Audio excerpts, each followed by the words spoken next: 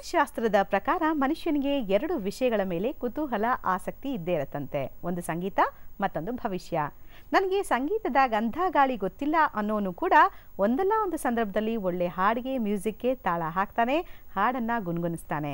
ಇನ್ನು ಸಂಗೀತದ ಬಗ್ಗೆ ನಡೆದಿರೋ ಅದೆಷ್ಟೋ ಸಂಶೋಧನೆಗಳು ನಮ್ಮನ್ನೆಲ್ಲ ಬೆರಗುಗೊಳಿಸ್ತವೆ. ಸಂಗೀತವನ್ನ ಕೇಳ್ತಾ ಕೇಳ್ತಾ ಹಸುಗಳು ಸಮೃದ್ಧವಾಗಿ ಹಾಲು ಕೊಡ್ತಾ ಇರೋ ವಿಷಯ ವೈಜ್ಞಾನಿಕವಾಗಿ ದೃಢಪಟ್ಟಿದೆ.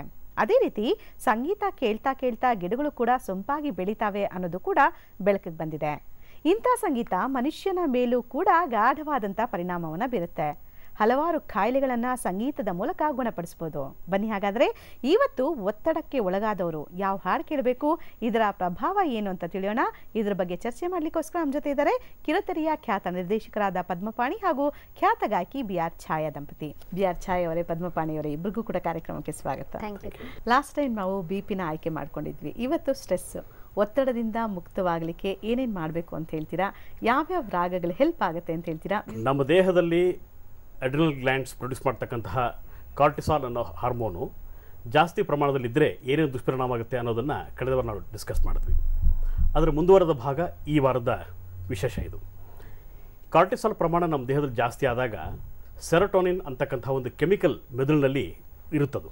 ಆ ಸೆರೋಟೋನಿನ್ ಅನ್ನೋ ಕೆಮಿಕಲ್ ಮುಖಾಂತರವೇ ಬಿಟ್ವೀನ್ 2 ಬ್ರೈನ್ ಸೆಲ್ಸ್ ಮುಖಾಂತರ ಏನು ಒಂದು ಎಲೆಕ್ಟ್ರೋ ಕೆಮಿಕಲ್ ಇಂಪಲ್ಸಸ್ ಪಾಸ್ ಆಗುತ್ತಲ್ಲ, ಈ ಕೆಮಿಕಲ್ ಮುಖಾಂತರವೇ ಪಾಸ್ ಆಗುತ್ತೆ. ಈ ಸೆರೋಟೋನಿನ್ ಪ್ರಮಾಣ ಸರಿಯಾಗಿದ್ದಷ್ಟು ಮನುಷ್ಯ ಖಿನ್ನತೆ ಇರಲ್ಲ, ಅವನಿಗೆ ಜಾಲಿಯಾಗಿರ್ತಾನೆ, ಖುಷಿಯಾಗಿರ್ತಾನೆ, ಯಾವ ಟೆನ್ಷನ್ಸ್ ಇರಲ್ಲ. ಯಾವಾಗ ಈ ಸೆರೋಟೋನಿನ್ ಪ್ರಮಾಣ ಕಮ್ಮಿ ಆಗ್ತಾ ಹೋಗುತ್ತೋ ಆಗ ಮನುಷ್ಯನಿಗೆ ಉದ್ವೇಗ, ಟೆನ್ಷನ್ನು, ಒಂಥರ ಸ್ಟ್ರೆಸ್ಸು. ಇದಕ್ಕೆ ಮುಖ್ಯ ಕಾರಣ ಕಾರ್ಟಿಸಾಲ್ನ ಪ್ರಮಾಣ ಜಾಸ್ತಿ ಆಗೋದು. ಕಾರ್ಟಿಸಾಲ್ ಜಾಸ್ತಿ ಆಗೋ ಕಾರಣ ನಮ್ಮ ಟೆನ್ಷನ್ಸು, ನಾವು ಬದುಕನ್ನು ತಗೊಳ್ತಕ್ಕಂತಹ ರೀತಿ, ಇದರಿಂದಾಗಿ ಇವೆಲ್ಲ ಚೈನ್ ರಿಯಾಕ್ಷನ್ಸ್ ಇದು. ಓಕೆ, ಇಂಥ ಒತ್ತಡ ಕಡಿಮೆ ಮಾಡೋದಕ್ಕೆ ಏನೇನು ರಾಗಗಳು ಹೆಲ್ಪ್ ಮಾಡುತ್ತೆ ಅಂತ ಹೇಳ್ತೀರಾ? ಭಾರತೀಯ ಸಂಗೀತ ಚಿಕಿತ್ಸಾ ಪದ್ಧತಿನಲ್ಲಿ ನಾವು ಆ್ಯಕ್ಚುಲಿ ಯಾವ ಥರ ರಾಗಗಳು ಸೆಲೆಕ್ಟ್ ಮಾಡ್ತೀವಿ ಅಂತಂದರೆ, ನಮ್ಮ ದೇಹದಲ್ಲಿ 7 ಚಕ್ರಗಳಿವೆ ಅಂತ ಹೇಳ್ತಾರೆ. ಮೂಲಾಧಾರ, ಸ್ವಾದಿಷ್ಠಾನ, ಮಣಿಪುರ, ಅನಾಹತ, ವಿಶುದ್ಧ, ಆಜ್ಞಾ ಮತ್ತು ಸಹಸ್ರಾರ ಅಂತಕ್ಕಂಥ ಚಕ್ರಗಳಿವೆ. ನಮ್ಮವರು ಒಂದೊಂದು ಚಕ್ರಕ್ಕೆ ಒಂದೊಂದು ಕೆಲಸ ಕೊಟ್ಬಿಟ್ಟಿದ್ದಾರೆ. ಒಂದೊಂದು ಚಕ್ರಕ್ಕೂ ಒಂದೊಂದು ಗ್ಲ್ಯಾಂಡ್ಸನ್ನು ಕಂಟ್ರೋಲ್ ಮಾಡ್ತಕ್ಕಂಥ ಜವಾಬ್ದಾರಿ ನಮ್ಮವ್ರು ಕೊಟ್ಬಿಟ್ಟಿದ್ದಾರೆ. ಈ ಪರ್ಟಿಕ್ಯುಲರ್ ಅಡ್ರಿನಲ್ ಗ್ಲ್ಯಾಂಡ್ನ ಕಂಟ್ರೋಲ್ ಮಾಡೋಕ್ಕೆ ಮಣಿಪುರ ಚಕ್ರಕ್ಕೆ ನಮ್ಮವ್ರು ಇನ್ಚಾರ್ಜ್ ನೀಡಿದ್ದಾರೆ. ಓಕೆ, ಒಟ್ಟಿನಲ್ಲಿ ಇವತ್ತು ಛಾಯಾ ಅವರು ಒತ್ತಡವನ್ನು ಕಡಿಮೆ ಮಾಡ್ತಾರೆ ಜನರದ್ದು. ಮೊದಲಿಗೆ ಯಾವ ಸಾಂಗ್ನ ಚೂಸ್ ಮಾಡ್ಕೊಂಡಿದ್ದೀರಾ? ಇವತ್ತು ನಾನು 3 ರಾಗಗಳನ್ನ ಹಾಡಬೇಕಂತ 3 ಹಾಡು ಪ್ರಿಪೇರ್ ಮಾಡ್ಕೊಂಡು ಬಂದಿದ್ದೀನಿ. ಮೊದಲನೇದಾಗಿ ಶುದ್ಧ ಧನ್ಯಾಸಿ ಹಾಡ್ತಾ ಇದ್ದೀನಿ. ಅದರಲ್ಲಿ ತುಂಬಿ ಬಂದಿತ್ತ ಡಾಕ್ಟರ್ ದ ರಾ ಬೇಂದ್ರೆ ಅವ್ರದ್ದು, ಅದನ್ನು ಹಾಡ್ತೀನಿ.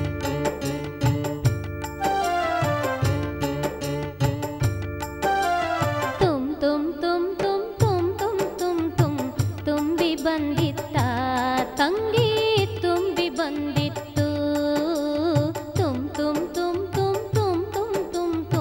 ತುಂಬಿ ಬಂದಿತ್ತ ತಂಗಿ ತುಂಬಿ ಬಂದಿತ್ತು.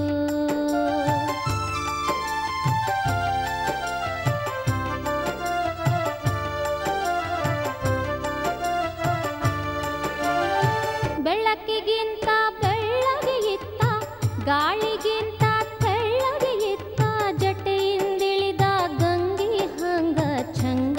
ಗೆದ್ದಿತ್ತ ತಂಗಿ ಛಂಗ ನಿನ್ನೆ ಗೆದ್ದಿತ್ತ. ಮೈಯೊಳಗಿರುವ ಮೂಲಿ ಮೂಲಿಗೂ ಮೂಡಿ ಬಂದಿತ್ತ ತಂಗಿ ಮೂಡಿ ಬಂದಿತ್ತ. ಅಡಿಮುಡಿಗೂಡಿ ನಡುವಂತೆಲ್ಲ ಮುಳುಗಿಸಿ ಬಿಟ್ಟಿತ್ತ ತಂಗಿ ತುಂಬಿ ಬಂದಿತ್ತು, ತಂಗಿ ತುಂಬಿ ಬಂದಿತ್ತು.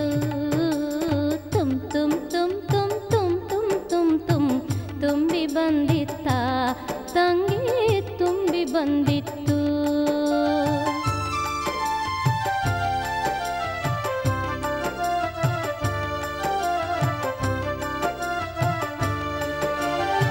ಹೂವಿಗಿರುವ ಕಂಪು ಇತ್ತ, ಹಾಡಿಗಿರುವ ಇಂಪು ಇತ್ತ, ಜೀವದ ಮಾತು ಕಟ್ಟಿದಂಗ ಎದೆಯಾಗ ನಟ್ಟಿತ್ತ ತಂಗಿ ಎದೆಯಾಗ ನಟ್ಟಿತ್ತ.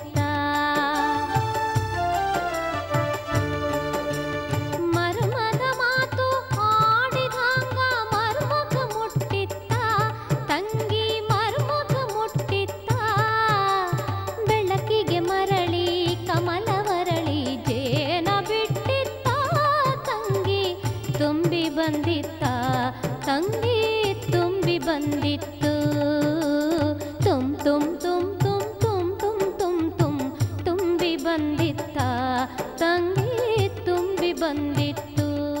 ಫಿಲಾಸಫಿಕಲ್ ಸಾಂಗ್ ತುಂಬ ಚೆನ್ನಾಗಿತ್ತು. ಇವಾಗ ಇದೇ ರಾಗದಲ್ಲಿ ಬೇರೆ ಹಾಡುಗಳು ಯಾವ್ದ್ಯಾವ್ದಿದೆ ಅಂತ ಹೇಳ್ತೀರಾ?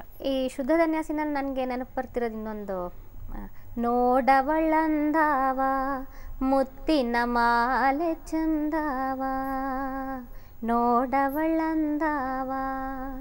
ಓಕೆ, ಇನ್ನಷ್ಟು ನಿಮ್ಮ ಹತ್ರ ಹಾಡುಗಳನ್ನು ಕೇಳ್ತೀನಿ, ಜೊತೆಗೆ ಮ್ಯೂಸಿಕ್ ಥೆರಪಿಯ ಬಗ್ಗೆ ಮತ್ತಷ್ಟು ಚರ್ಚೆನ ನಿಮ್ಮ ಜೊತೆ ಮುಂದುವರಿಸ್ತೀನಿ. ಈಗ ಚಿಕ್ಕ ಬ್ರೇಕ್.